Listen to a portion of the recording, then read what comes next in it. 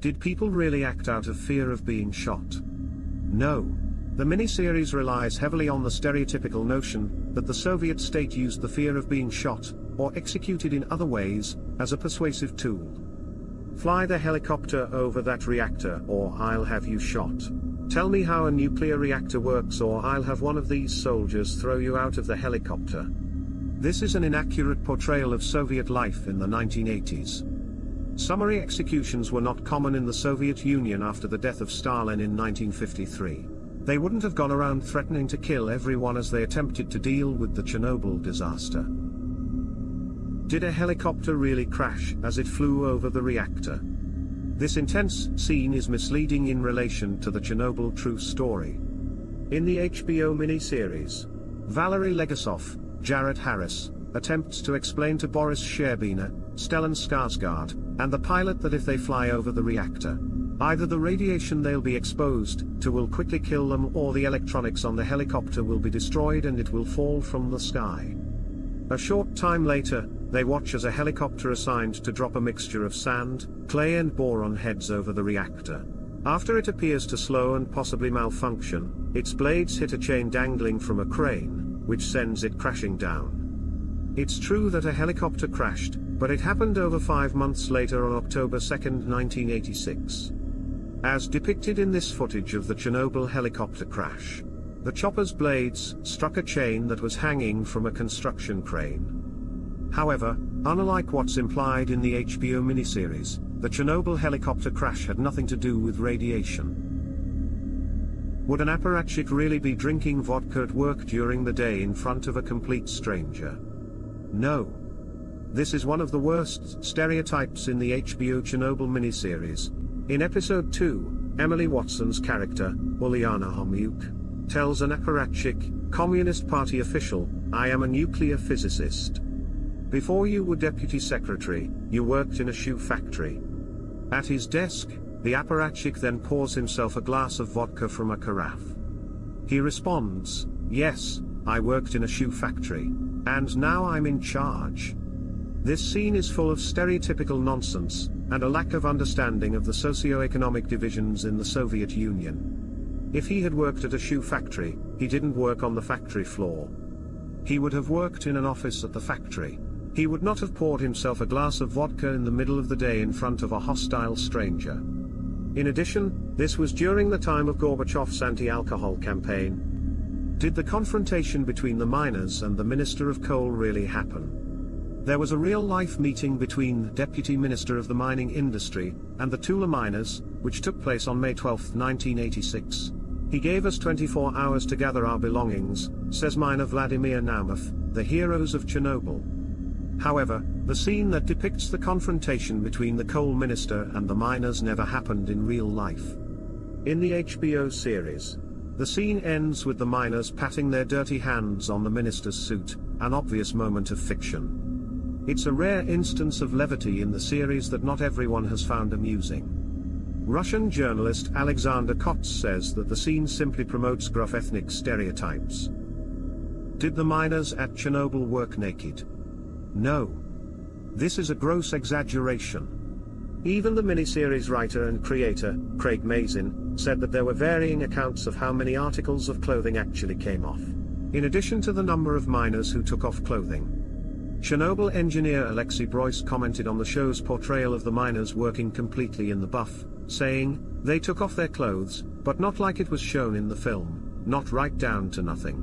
Vladimir Naumov, who was part of the mining crew, says that some of the miners took off their shirts. Russian journalist Alexander Kots, who is well informed on the disaster, says that the miners working in the buff while tunneling under the reactor is fiction. In researching the true story behind the Chernobyl miniseries, we learned that the miners' work was for nothing. They had been assigned to dig out an area under the concrete pad so that a heat exchanger, refrigeration unit, could be installed that would cool the space above it using liquid nitrogen. This would reduce the heat of the lava and prevent it from burning through the concrete pad and entering the water table. However, the lava never reached the pad. The miners were essentially preventing a possibility that never happened. Yet, they dug the tunnel believing it was absolutely necessary. The scientists were basing the project on probabilities. The chance of the groundwater being contaminated was too great to not carry out the project. Was the firefighter's wife, Lyudmila Ignatenko, really saved because her unborn baby absorbed the radiation? Lyudmila Ignatenko did lose her husband and 4-hour-old baby. She recalls the harrowing experience in Svetlana Alexievich's Nobel Prize-winning book Voices from Chernobyl, also titled Chernobyl Prayer, which is a collection of oral testimonies from survivors. The baby apparently died from heart and liver problems. Though the miniseries takes Lyudmila's position that the fetus absorbed the radiation coming from her husband to save her, that notion seems to be more an embrace of pseudoscience than fact. In addition, given that her husband's clothes would have been discarded and his body washed by the time she reached him, his radioactivity would have been internalized by that point. Radiation is not contagious. The miniseries fails to explain that the plastic enclosures around victims were not meant to protect the people on the outside. The plastic was meant to protect the patient's weakened immune system from infection. Generally, Lyudmila would have been more of a threat to her husband, firefighter Vasily Ignatenko, than vice versa. Simply being in the room with her husband would not have been a threat to Lyudmila or their unborn child. So what happened? It is possible that a certain amount of harmful exposure can occur from coming into contact with a person's blood, sweat, urine, and other bodily fluids, and according to Lyudmila, she was wrapping her hand in a bandage and reaching into Vasily's mouth to clear the vomit away. While she could have been exposed to radiation this way, and from tending to the open wounds on his skin and cleaning up his soiled body and clothing, there is no reported evidence of exposure linked to bodily fluids during the treatment of Chernobyl victims. However, in Lyudmila's case, she doesn't seem to have been wearing gloves and using the necessary precautions while tending to Vasily. Another possibility is that Lyudmila was exposed to dangerous levels of radiation while still in Pripyat, which affected her pregnancy. According to the epilogue at the end of the HBO miniseries, in addition to losing her husband and 4-hour-old baby, Lyudmila Ignatenko suffered multiple strokes and was told by doctors that she would never be able to bear a child again. It states they were wrong and that she eventually had a son who she currently lives with in Kiev. Would the firefighter, Vasily Ignatenko, have wasted away like that from acute radiation syndrome? Fact-checking Chernobyl confirms that it's certainly possible the firefighter's body would have changed like that, and the miniseries adheres very closely to his wife Lyudmila's account. His skin, especially what was exposed, would have initially looked like a bad sunburn, with moist esquamation, skin peeling, and some blistering. His wife said of his changing appearance, "Every day I met a brand new person, what was happening to him internally was even more excruciating." During the 2 weeks it took Vasily Ignatenko to die, the radiation would have been gravely affecting his gastrointestinal tract, stomach, lungs and bone marrow. According to Lyudmila, he defecated blood and mucus stool over 25 times a day and coughed up fragments of his own internal organs. The last 2 days in the hospital, pieces of his lungs, of his liver, were coming out of his mouth. He was choking on his internal organs. I'd wrap my hand in a bandage and put it in his mouth, take out all that stuff. Did they really try to use robots and lunar rovers to clean radioactive debris off the roof? Yes. Like in the miniseries, following the explosion of Chernobyl's reactor number 4, they first tried using 2 Soviet SDR-1 lunar rovers to remove the radioactive debris from the 2 lower-level regions of the rooftop. An estimated 700 tons of radioactive graphite had been blown around the plant during the explosion. Although the rovers worked for a total of around 10 hours, they ultimately succumbed to radiation exposure and failed. In addition to trying other remote-controlled vehicles, it's true that they then tried a larger tracked West German police robot called Joker. It was deployed on the higher-level Masha region of the roof. As we worked to uncover the truth about Chernobyl, we learned that the Soviet government had indeed lied to West Germany about the amount of radiation on the roof, underrating it by a factor of 10. As you can see in the photo, the filmmakers did an impressive job recreating the Joker robot for the miniseries. Joker had a mechanical arm that could pick up pieces of debris and drop them over the side back down into the reactor. However, it quickly ran into problems. First, a graphite chunk became wedged in its tracks. After a group of men risked their lives to manually free the tracks, the robot soon stopped functioning due to radiation levels that were higher than it could handle. Did they use humans, biorobots, to clear the radioactive debris from the rooftop after the rovers failed? Yes. Each biorobot brought to Chernobyl could shovel radioactive debris for a total of approximately 2 minutes before they would reach their lifetime limit for radiation exposure. They were then sent away from Chernobyl. The protective homemade uniforms with lead sheets that they wore were also discarded after each use, since the material became highly radioactive. A total of 3,828 biorobots worked to clear the radioactive debris off of Chernobyl's roof. Depending on their total exposure, some of the men chose to go out on the roof more than once. General Nikolai Tarakanov says, only one was mandatory. But some volunteered to go twice or even 3 times, portrayed by Ralph Ineson in the HBO show. In the miniseries, we see a biorobot stumble as he's coming in from the rooftop. This was likely inspired by actual footage of the Chernobyl biorobots, which shows a man stumbling. However, it's unclear whether anyone got their foot caught or fell into a puddle. Did the reactor explode because the miniseries' main villain, Anatoly Dyatlov, insisted on running a test?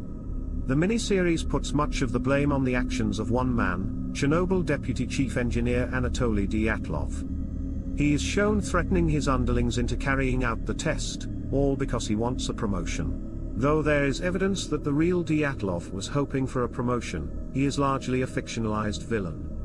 The truth about Chernobyl is that the disaster wasn't the result of one man's desire for a promotion, nor was it the collateral damage of one abusive boss. Former Chernobyl engineer Alexei Brois said about the 3 main antagonists: their characters are distorted and misrepresented, as if they were villains. They were nothing like that.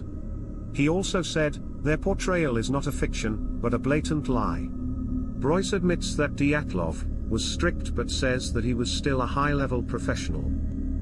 It is true that at the trial Dyatlov claimed that he was on the toilet, and never told them to raise the power, a statement that was easily proven to be a lie. You can hear his own account of the events in this Anatoly Dyatlov interview. To a large degree, the Chernobyl nuclear disaster was the result of a rotting political system composed of mostly pliant men and women, who ignored precautions and blew up a reactor because they were more concerned about adhering to a system based on lies and deceit than they were about protecting the people. Did Valery Legasov expose the truth at the trial? No. In the HBO miniseries, Valery Legasov, Jared Harris, testifies at the trial and places part of the blame on the Soviet state's cheap nuclear reactors. A quick Chernobyl fact check reveals that in real life, Legasov wasn't present at the trial. His big moment in court in the miniseries is fiction. The idea that a Soviet citizen would have spoken out against the state in that manner in a Soviet court is entirely far-fetched. At the IAEA Chernobyl post-accident review meeting in Vienna in August 1986, Legasov did present a somewhat candid and detailed assessment of the circumstances and consequences of the accident, but he failed to reveal his complete findings and placed most of the blame on human error coupled with poorly designed reactors. According to creator Craig Mazin, the trial scene was inspired by factual circumstances instead of being a literal version of what happened. The trial was heavily compressed for the film. In reality, it lasted several weeks and involved lots of people who were never introduced in the series. In addition to not being at the trial, he never raised his voice at Gorbachev, nor did he openly challenge the top brass of the KGB. What happened to the men who were put on trial for the Chernobyl disaster? Upon the conclusion of their 1987 trial, Viktor Bryukhanov, Anatoly Dyatlov, and Nikolai Fomin were sentenced to 10 years in a labor camp. What's not shown in the miniseries is that Nikolai Fomin had a mental breakdown before the trial and he attempted to kill himself. He broke his glasses and tried to slit his wrists with a piece of lens, which delayed the trial. None of the men served a complete sentence, in part due to health reasons. Fomin was released early for mental health reasons and spent time in a hospital. Did Valery Legasov smuggle his recordings out of his apartment? No. It's true that Legasov dictated his memoirs about the disaster into a recording machine. He addressed his grievances over its handling, including the accusation that Soviet security had prevented plant operators from knowing about earlier accidents with RBMK reactors. At the start of the Chernobyl HBO miniseries, we see Valery Legasov smuggling his tapes out of his apartment. This is fictional. The show's creator, Craig Mazin, said that he was never able to find out how Legasov disseminated the tapes, so he just fictionalized it by having a Confederate come pick them up. Did Valery Legasov really commit suicide? Yes. Our fact check confirms that the real Valery Legasov hung himself on April 26, 1988, 2 years after the Chernobyl disaster.